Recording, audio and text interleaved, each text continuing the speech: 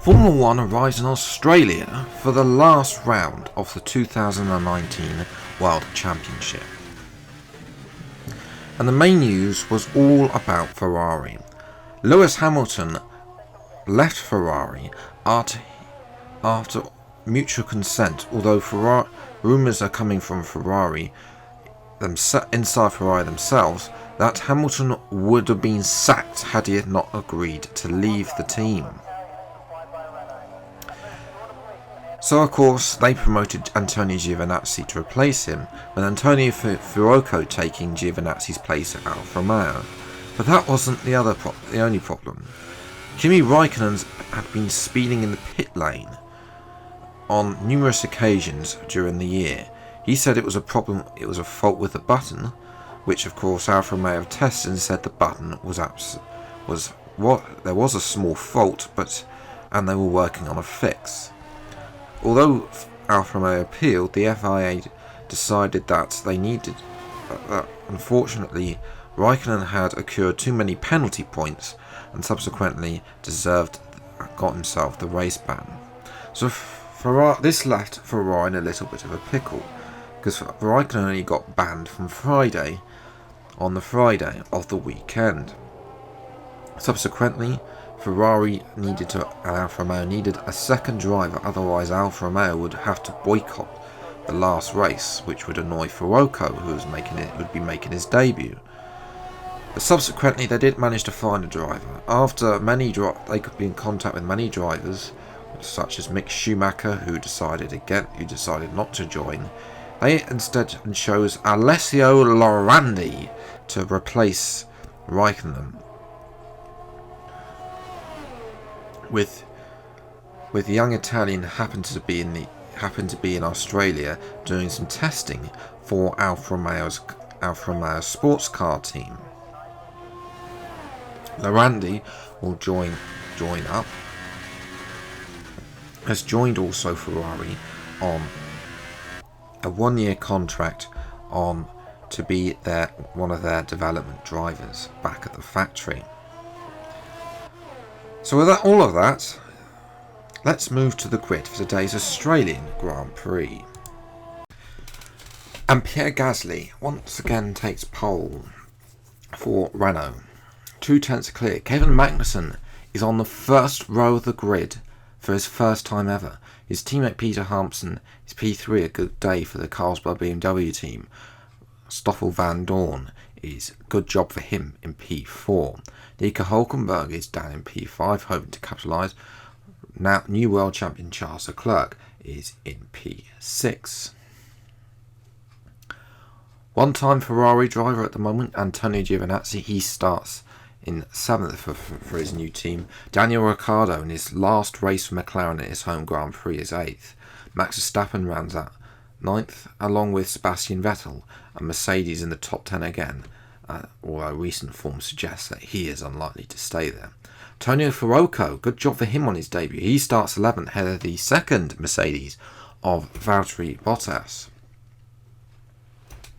Carlos Sainz is once again 13th, and he is joined by Alessio Lorandi on 14th, who's also on his debut for Alfa Romeo. Good job for him. 15th and 16th, like the two Williams, who both took a 10-place grid penalty so that the Audi engineers could fit some new parts that wouldn't be changing for 2020. And on the 9th row was the two Toro Rossos, a team that would be sold after this race to an as yet unknown buyer, with Kvyat getting the better of Wehrlein. And finally, another team being sold and departing from the grid is the two Force Ones on the back row, with Ocon ahead of Russell. Now it's time to race.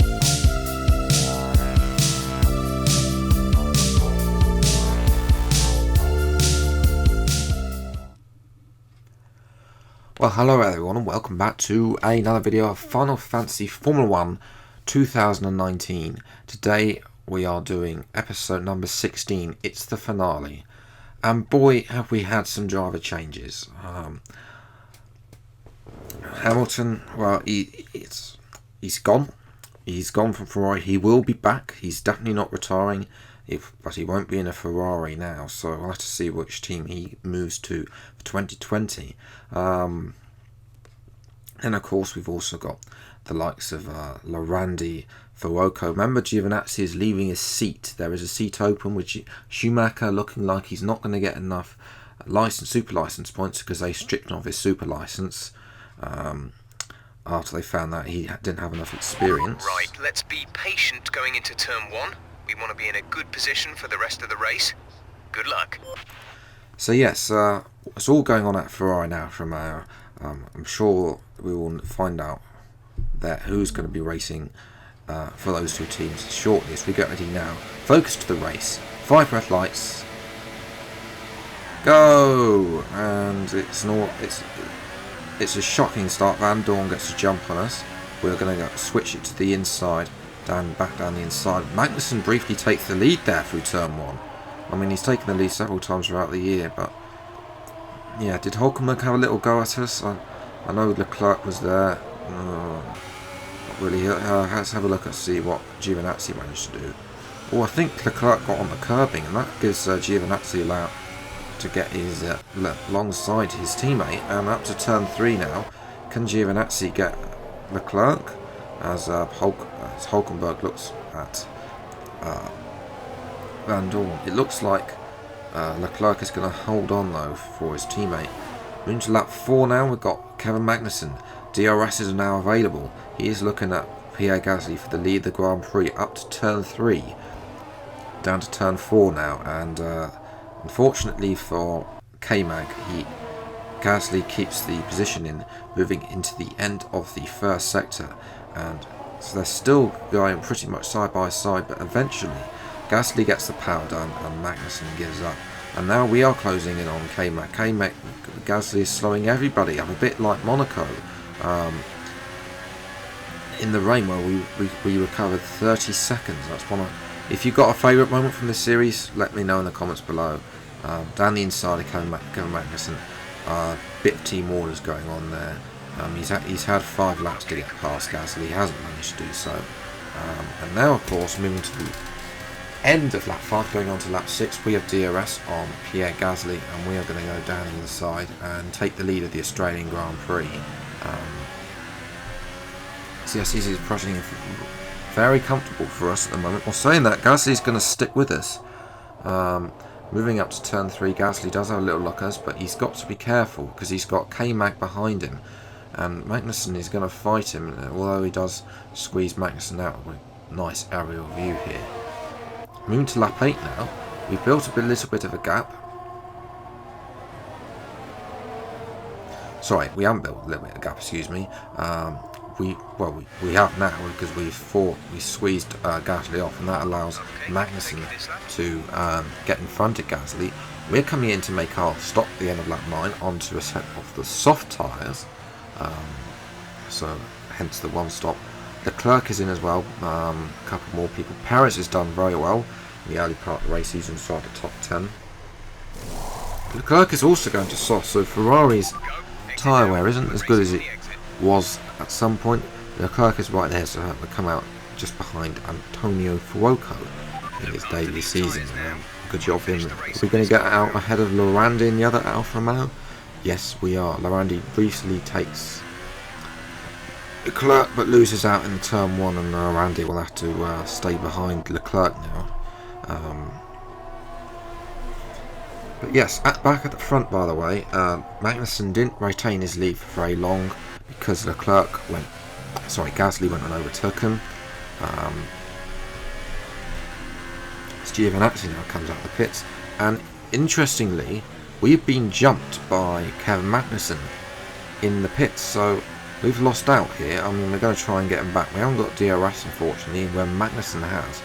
Moving the following lap, Gasly has also come out now, and he has jumped us, so we've lost 2 places through the pit stop phase. We're going to try and gain one back now through Kevin Magnussen. Unfortunately, the Renault's tyre wear is a lot different to those on the Ferrari, and the Renaults are running the super softs.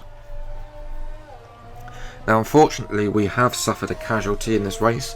Valtteri Bottas in the Mercedes. It's not been a very good end to the season. After winning the first round, they haven't really done well since. Their car is very bad and really lacks a lot. as Hulkenberg now is coming through to look at Leclerc. Renault, this is good for Renault. I mean, they're making a lot of strides here, getting race victories, and now Hulkenberg now is making a lot of moves. Magnussen locks up into turn 1, and Hulkenberg will get the move done. So now it is a Renault, Carlsberg, BMW, Renault, Carlsberg, BMW, which leaves the two Ferraris in 5th and 6th, and Daniel Ricciardo is there, ready to pounce as well, along with Sergio Perez. So both of these are scrapping. This is a good scrap between Leclerc and Giovinazzi. Giovinazzi gets ahead, and then of course Ricciardo and Perez. That's all for the bottom half of the top 10.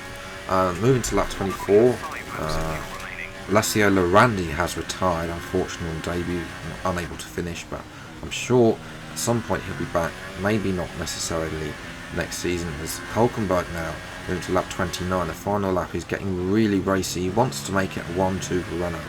We're going to deny that thing, although Hamilton isn't here really to chase us down. Gasly, of course, will be getting closer to us in the championship, but not close enough. And that was actually the race. A little bit of a disappointing. Most of the commotion came before the event, with Hamilton leaving and Raikkonen getting a race ban, which a little bit iffy about, but the FIA decided that. So yes, P2 on the grid. Very good job in the end for us.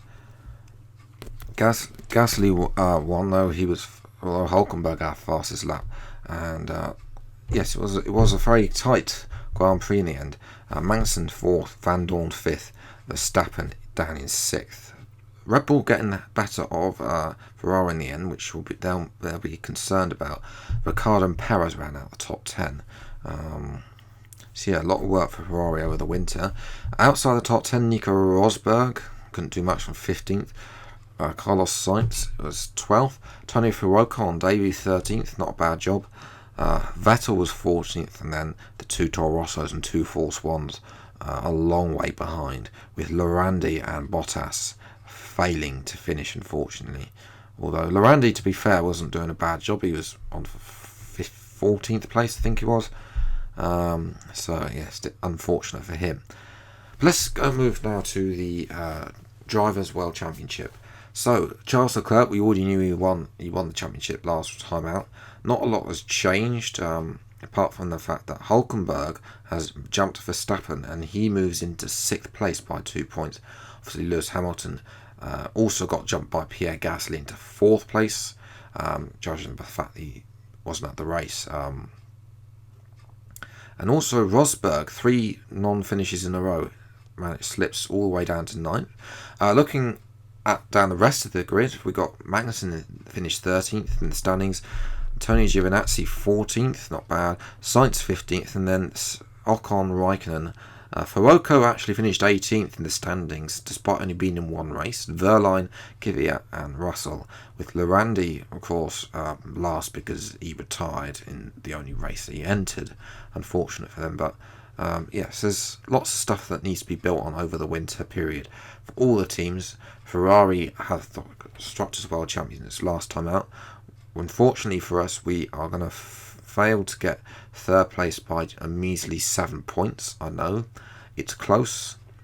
In actual fact, we're closer to Williams. So Williams really fallen down in the end behind Renault and ourselves, really to the 4th fastest team in recent races.